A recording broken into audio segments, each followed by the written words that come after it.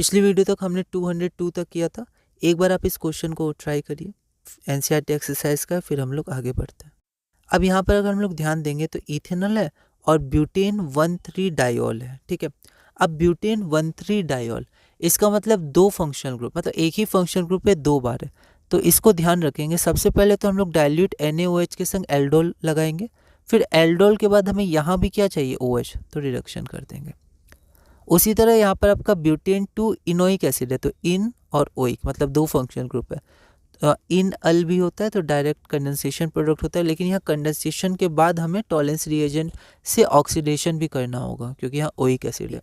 तो यहाँ पर अब आपको एल्डिहाइड नहीं चाहिए, एसिड चाहिए, तो आप टॉलेंस रिएजेंट या फेलिंग सॉल्यूशन भी यूज़ कर सकते हैं। आप उसका फॉर्मूला भी लिख सकते हैं, डायरेक्ट ऐसे भी लिख सकते हैं।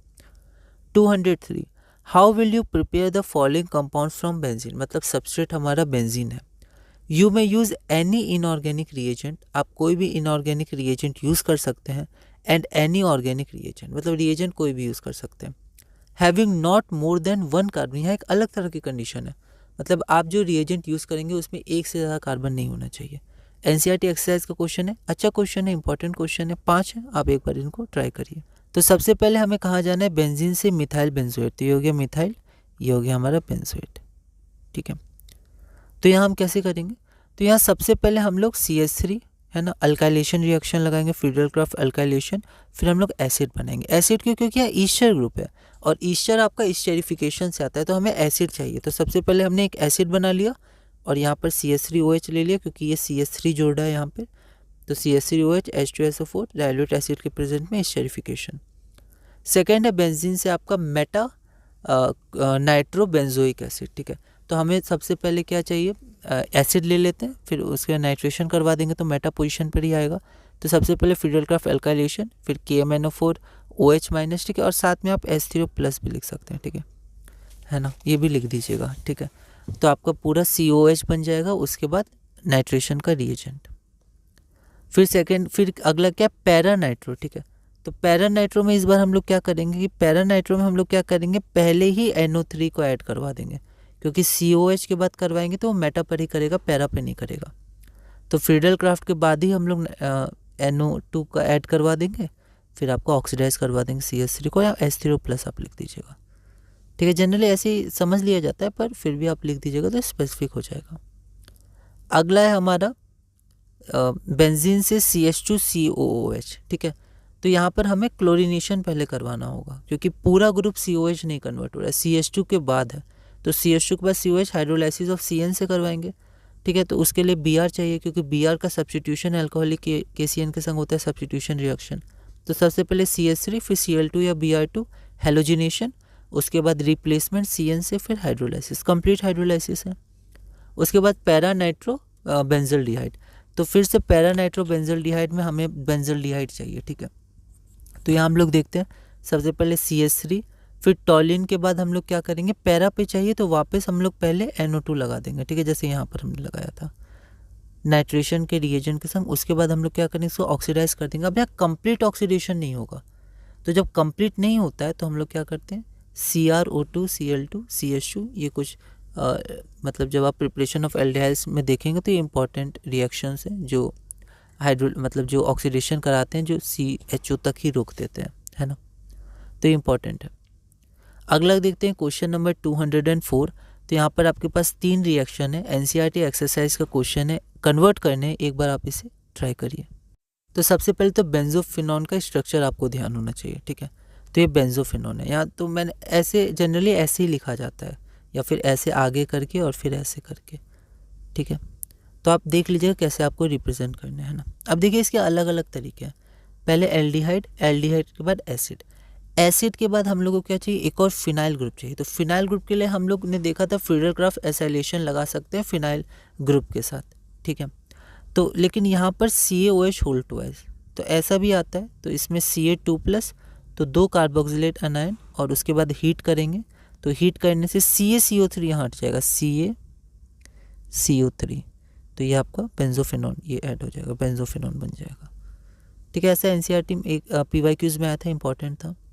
और आप क्या कर सकते हैं, आप पहले एसिड बना दीजिए, एसिड के बाद आप डीकार्बोक्सिलेशन कर दीजिए तो बेंजीन बन जाएगा।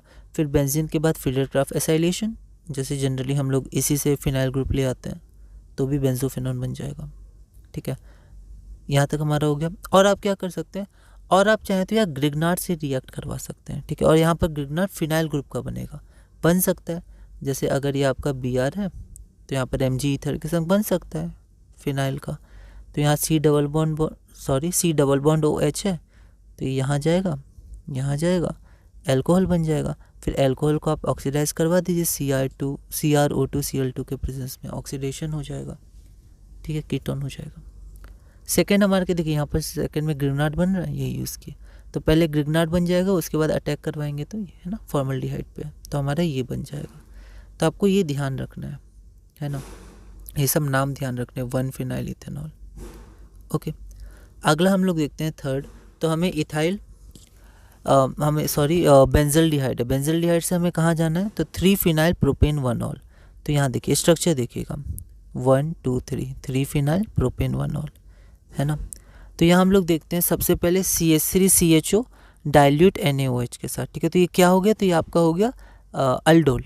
ठीक है, क्रॉस अल्डोल हो गया, तो ये बन जाएगा। उसके बाद हम लोग क्या करेंगे, ये इंपॉर्टेंट है। ठीक है, उसके बाद हम लोग क्या करेंगे, हमें रिडक्शन करवाना है तो 2 करवाना है। एक तो यहाँ भी हमें CH2 चाहिए क्योंकि एल्केन है, और यहाँ पर OH चाहिए।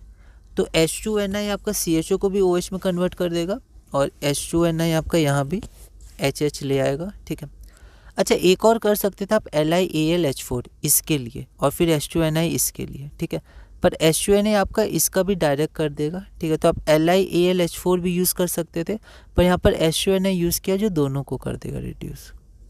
ठीक है, तो ये हमारा हो गया। अगला है क्वेश्चन नंबर 205, कन्वर्ट करना है। NCERT एक्सरसाइज है, एक बार आप ट्राई करिए, फिर हम लोग आगे बढ़ते हैं।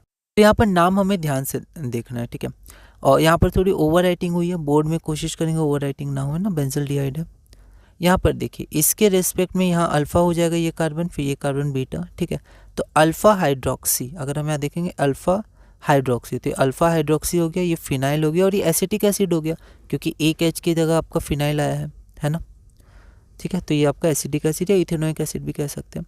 तो यहाँ पर हम लोग क्या करेंगे, हमें एक H चाहिए, तो हम लोग कैसे इंक्रीज करते हैं, CN से।